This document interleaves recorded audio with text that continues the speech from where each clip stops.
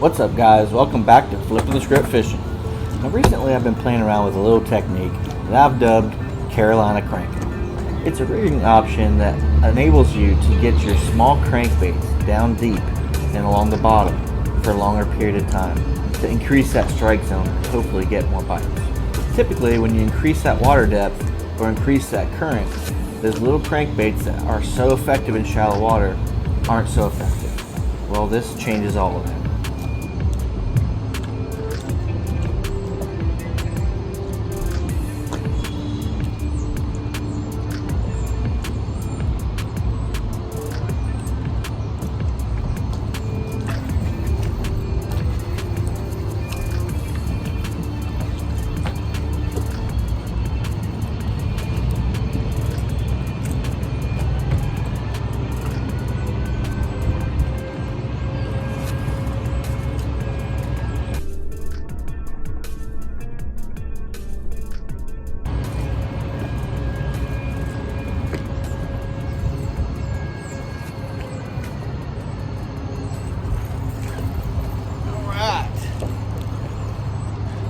Something different.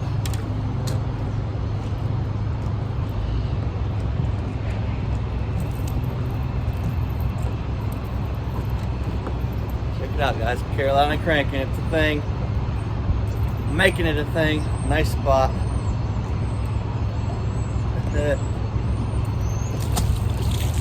Nice spotted bass. Check it out. Here's my weight. My swivel. Line, little Rapala. It's a husk. I don't even know what that is, but it works. We'll catch some more. So my main line, I have 14, 15. It doesn't really matter. Pound test monofilament. Now fluorocarbon work just as well. Probably work a little bit better. I have that tied onto a swivel. So your standard swivel here. Okay. Now what I've done, I used a double trilene knot, and on the tag end I tied just a regular sinker. Now this is ½ ounce. I believe this is ½ ounce, possibly 3/4 of an ounce, 5/8, something like that. Anyway, so depending on how deep you want to get and how quickly you want to get there, this is what you can tie on. Okay, so my swivel and the tag end of that I've tied on weight. Okay, on the other side, okay, so that's on this side of the swivel. On the other side, I've tied on, this is 10-pound test fluorocarbon. Okay, and it's a long leader. It's probably a good 5 foot, not longer. Okay, and then I have that tied on to a little you can tie it straight to the crankbait, but I use this so I could switch out different crankbaits. I tied on a clasp here so I could quickly switch out crankbaits. These little Rapala, I guess these are husky jerks or something like that, but they're not made to dive anywhere. They're just made to maintain a certain depth. Okay, so that's what I've used on here. You can use a square bill. You can use any shallow running crankbait you want to. Now the deeper diving crankbaits, when you're running this through the water, this is going to get close to this would be on the bottom, taking the bottom, and then if you have a crankbait that has much of a lip, that's going to also dig in there. So you can experiment with that, but I would assume you get hung up more often. Okay, so this one, it's a floating crankbait, so I can fish this slowly, and this will stay off the bottom as this is hitting the bottom. Okay, and not only that, but I can cast it out there and just allow it to sink. This will pull the crankbait down, and this will stay off the bottom. Okay, so I can start reeling it in, ticking that bottom, and this will be just off the bottom. Okay, when you cast this, the beauty of it is this all moves independently of this, obviously. So this actually stays really, it doesn't hang up or catch on itself as much as you would think. You would think every cast would be hung up, but as long as you take your time, and if you notice in the video, I rear back and I sling it and the thing will go. It doesn't hang up on itself very much. It actually spins and keeps itself free from hang-ups or hanging on itself, getting hung up. Now you do have that from time to time, but it stays from getting all tangled up much better than I would have originally anticipated. So this is the generally how it will look underwater when you're pulling it through. Okay, now this is going to be a longer leader, but you'll have your swivel here, and then your weight come down off of here, and then your other line will be tied onto the other side of the swivel, and this leader will usually be much longer. Okay, so you want this leader much longer than this one. That will keep it from getting hung up, tangled up, and that kind of thing. And then when you retrieve it, this will trail far enough behind that you won't have to worry about it getting tangled up or that kind of thing. Also, when you cast it and you allowing it to sink to the bottom, you allow it to sink too straight up and down, then this one can get caught onto your main line. Okay, so if you make a nice long cast and let it sink, it should be okay. However, if it's going perfectly straight down and your main line is also going straight down, they'll meet and this could get caught up in there. So just be mindful of that.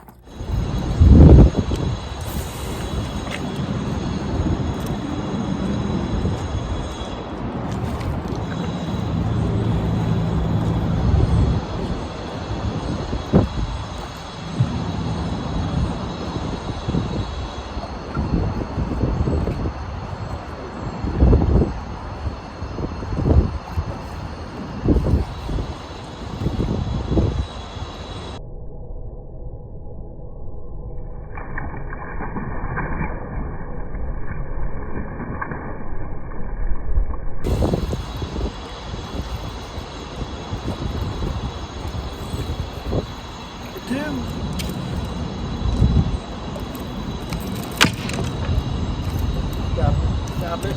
Stop.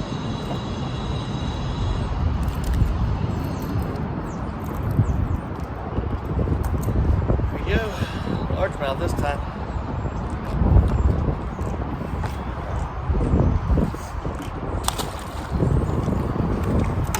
Especially you guys that fish hold really deep in the reservoirs, like those Highland reservoirs and stuff. I bet this thing would just kill them. So you need to try it out. I want to know how it works everywhere.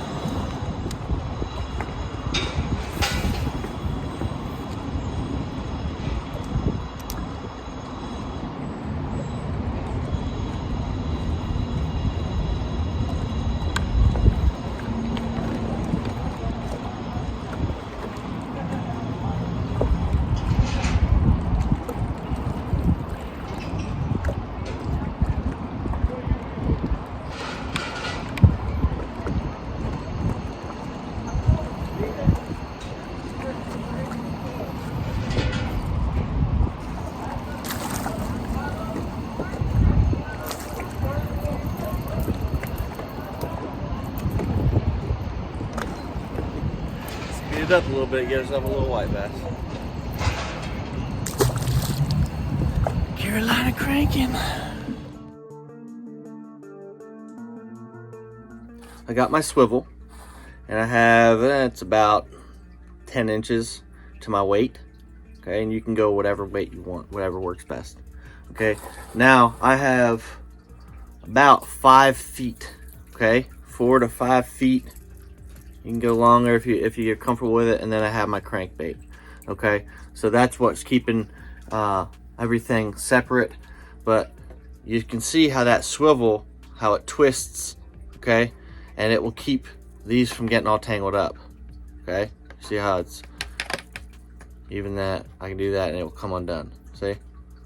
All right, now I have this paired to a 6.5 foot medium heavy action rod. You could also go probably a 7 foot medium action rod. I like the smaller rod because I have my rod down toward the water, but this seems to do just fine. So 6.5 foot medium heavy action rod, and I have it paired with a 3-to-1 gear ratio reel, casting reel, and I can cast this thing with that heavy weight. I can cast this thing a long way. When I'm casting a long way, I'm allowing it to sink, so I'm getting that entire cast in the strike zone. Whereas if you had a normal crankbait, you got to crank it down, and you're gonna lose distance there. of being in the strike zone. Here I can cast it out. Say I'm casting to 20 feet of water. I cast it out, I let it sink. It's in 20 feet of water, all the way from where the cast went into the water, all the way back to the boat, or close to the boat.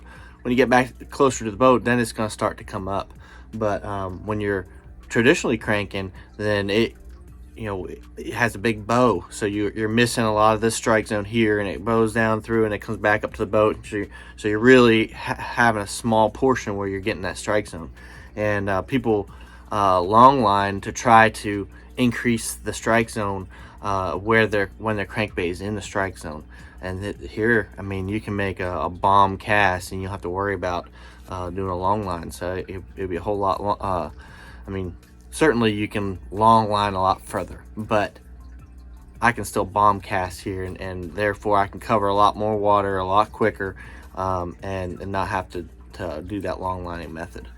Now, I originally started using this at Dale Hollow because it's got such deep areas,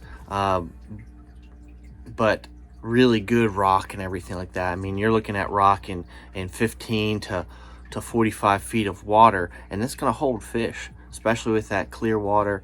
Those highland reservoirs like Dale Hollow, South Holston, Parksville, Lewis Smith, places like that, you can really, I bet you this thing would just do amazingly. And I really want to throw it along some bluff walls and that kind of thing. I really didn't get to use this as much as I really wanted to this summer and experiment with it. But when I was down there fishing the other day, I was like, this is a perfect place. We got vertical structure, and we got current, got good depth. This would be a perfect place for this, and sure enough, it worked. I'm sure in the winter time and stuff like that, this thing is gonna be killer. I cannot wait. I'm also going to experiment with my weight. I'm going to put a swim bait on there, so it'd almost be like a dual thing. So I'll be slow rolling a swim bait and having a crankbait trail it. So I'll be able to see which ones they're reacting to better, and then I can just throw that one and maximize my efforts. Now let's get you back to some fish catching action with this Carolina cranking. Another good way to fish this rig is in deep current seams. Here I'm throwing into 20 to 25 feet of water, and it comes up a little ledge up into 15 to 10 feet of water. It's also an area where the main current meets a slack water area.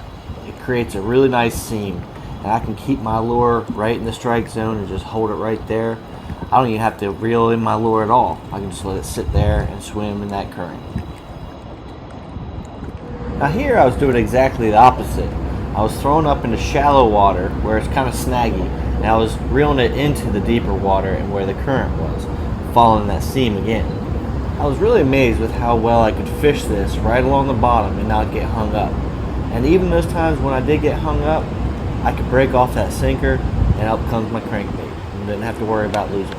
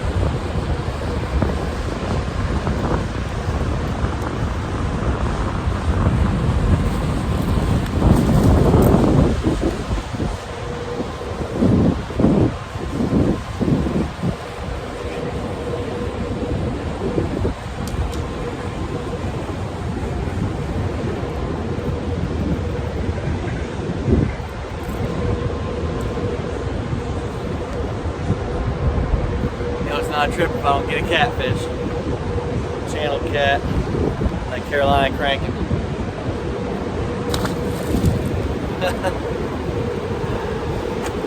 Always good for a catfish. Slimy. All right, guys. Well, I hope this technique helps you out, and I hope it helps you catch some fish and puts more fish in your boat, and I hope you get a big bite. And it will catch multiple species, as you saw in the video. Walleye, stripe, catfish, whatever. I think just about anything will hit it when you get it into their area and into their home. They see that little morsel come by their face, so they're going to eat it.